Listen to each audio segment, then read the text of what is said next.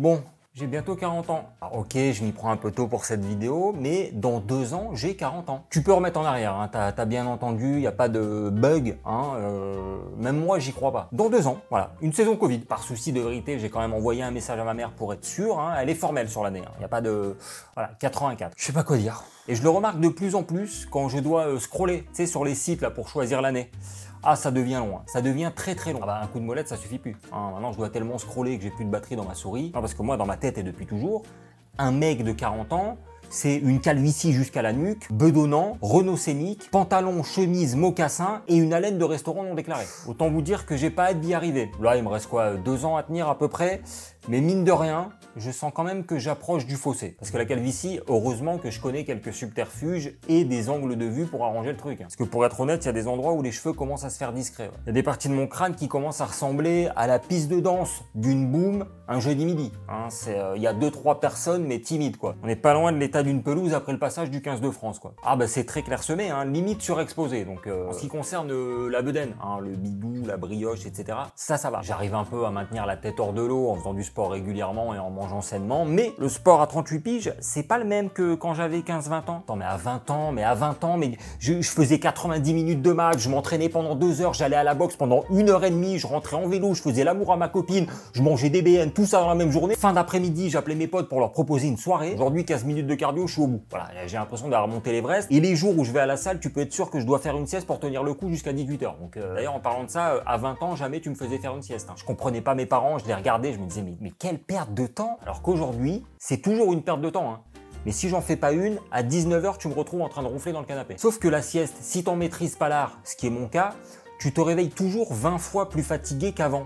Il est con le corps ou quoi là? Toi t'es là, t'as envie d'avancer dans la vie, ton corps il t'envoie des signaux comme quoi t'as besoin de repos, tu lui donnes du repos, et au réveil t'es encore plus fatigué qu'avant. Ça va. Résultat, je me retrouve à devoir faire une deuxième sieste pour réparer la première. Je dors 15 heures par jour, on dirait une marmotte. Et puis bientôt 40 ans, ça veut aussi dire avoir mal partout, tout le temps. Pourtant, je suis sportif. Avant, je me réveillais le matin, petit saut hors du lit, petit étirement, j'allais pisser, il y avait un jet tellement puissant, je devais faire gaffe à pas écailler le vernis des chiottes. Aujourd'hui, je me réveille, j'ai 60 ans, j'ai la colonne vertébrale, on dirait la tour de Pise. Si je m'étire, je vois des couleurs de partout, à des petites taches, je suis obligé de me rasseoir. Et je pisse assis parce que mon jet est tellement faible que si je me mets debout, je m'urine sur les cuisses, c'est dégueulasse. Le reste de la journée, c'est pareil. Avant, les sacs de course, je les prenais par 15, comme ça je faisais qu'un trajet. Aujourd'hui, c'est l'inverse. Je prends un sachet et je fais 15 trajets. J'ai les genoux tellement en vrac que je cours pas plus de 10 minutes parce que sinon je peux pas marcher pendant 3 jours. C'est même pas une vanne. Tu sais, j'ai les genoux qui sont comme bloqués. J'ai l'impression que si je les plie, ça va péter comme des Mikado. Bon, le sec, j'en parle même pas. Voilà, je suis incapable de tenir plus de 4 heures, c'est relou. Avant, je donnais quoi, 15-20 orgasmes. Aujourd'hui, je suis redescendu à 9. J'ai honte. Vous savez ce que ça fait de pas pouvoir donner de plaisir à plus de 6 femmes en même temps? Alors qu'avant, là, j'étais capable de donner du plaisir à l'équivalent d'une équipe de foot féminine remplaçante et coach inclus. Non, c'est trop dur. Non, je pouvais casser un bureau avec, là.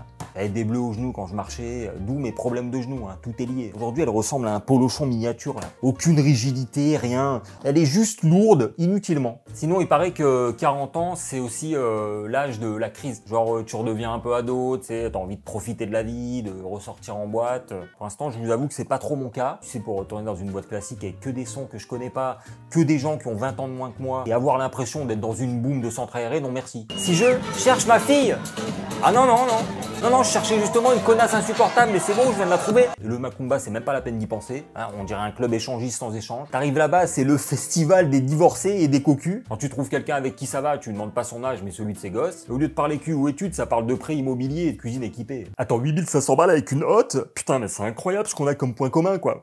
Autre truc qui me saoule à l'approche de la quarantaine, à 25 ans par exemple, ça me faisait bizarre quand j'entendais... T'as vu ton ex, la Clarisse, avec qui t'étais sorti au collège? Mais tu sais qu'elle vient de se marier et qu'elle a eu un deuxième enfant. Maintenant, c'est... Oh, c'est un autre délire. Mec, tu te souviens de Clotilde, ton premier amour? Ben, elle est morte. Ah! Mais de quoi? Un accident? Un cancer? Ah non, de vieillesse. 42 ans, bah voilà quoi, c'est... Bon, après je me plains, mais il paraît que je fais pas mon âge. Hein. On me donne souvent 28, 29, tu vois. D'un côté c'est génial, hein, mais de l'autre, à chaque fois qu'on me demande mon âge, je suis obligé de le prouver, personne me croit. J'ai toujours droit à des...